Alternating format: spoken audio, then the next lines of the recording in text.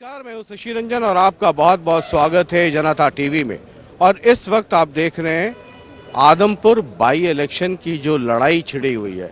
आपको पता है वो थर्मामीटर लेकर हम घूमते हैं, शुद्ध देसी थर्मामीटर।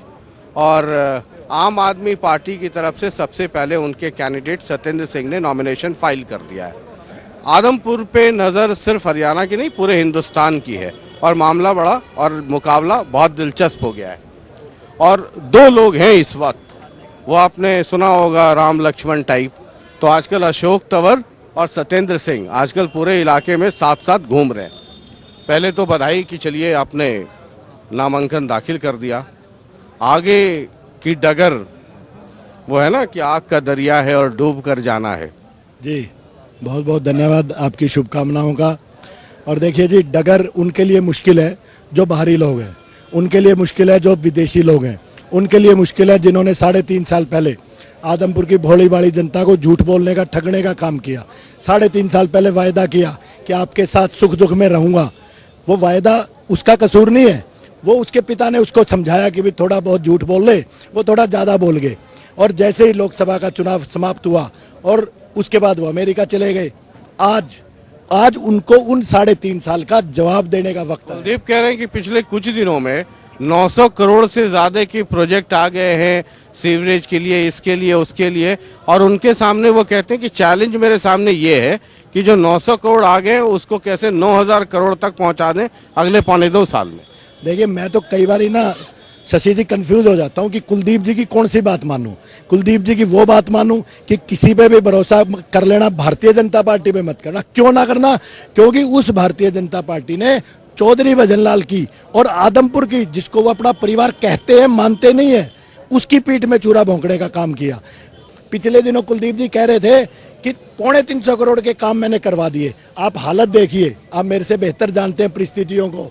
आप हालत देखिए। मैं तो पूछना चाहूंगा, वो 350 करोड़ अगर आपने बंटवाए, उनकी लिस्ट जारी करें, हमें पकड़ना होगा और मुख्यमंत्री जी को बताना होगा कि जो आप कहते हो कि मेरे राज्य में करप्शन नहीं होती, उसका सबसे बड़ा जीता जागता सबूत कुलदीप जी की ये स्टेटमेंट होगी। कांग्रेस कितना बड़ा चैलेंज होगा, क्योंकि आप मानिए ना मानिए, ठीक है, पॉलिटिकल स्टेटमेंट अपनी जगह पर है।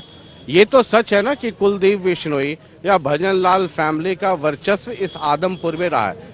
6 तारीख को क्या होगा, 3 को क्या होगा, नया चैप्टर लिखा जाएगा, पुराना रिपीट होगा, उस दिन देखेंगे। लेकिन कांग्रेस कितने बड़ा चैलेंज, क्योंकि इस गणित को भी समझना होगा कि अगर कुलदीप बिश्नोई वर्सेस अदर्स यहाँ होता रहा है, अगर डिवीजन ऑफ वोट होता है, सारे इलेक्शन में होता है।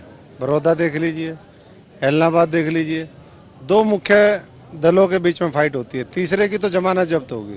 कांग्रेस जमानत अब जब्त करवाने के लिए लगी हुई है या बचाने में लगेगी, ये तो देखना समय बताएगा।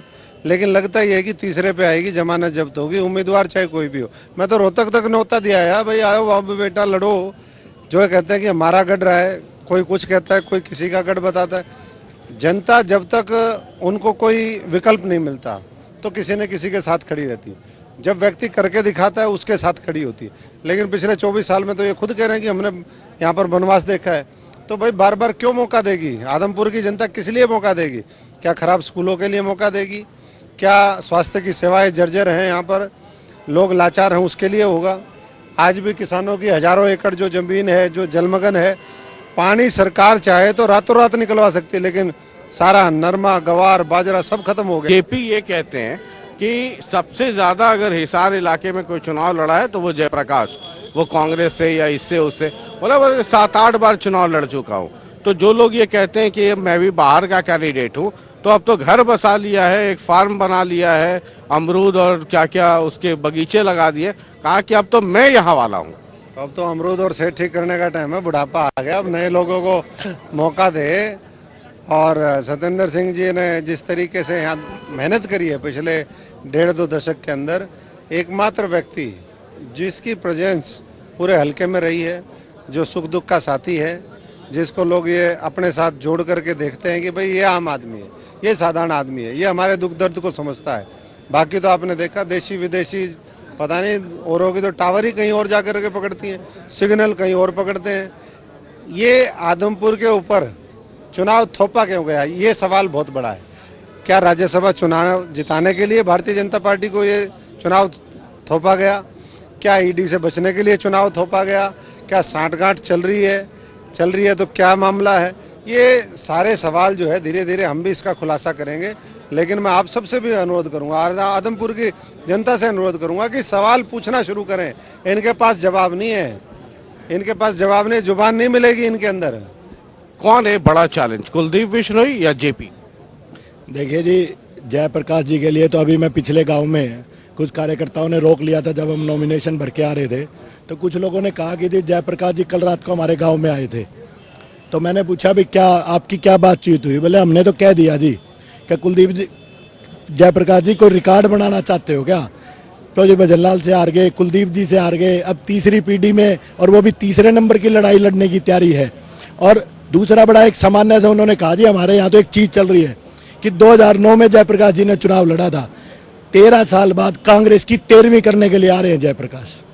ये ठीक है, ये चुनाव का मौसम है तो इस तरह की काउंटर अटैक्स होते रहेंगे। बहरहाल हम तो थर्मामीटर लगाते रहेंगे, टेम्परेचर आप नोट करते चलिए, बाद बाकी देखते हैं 3 को क्या होता है और उसका रिजल्ट 6 को क्या आता है। बहुत बहुत शुक्रिया, नमस्कार।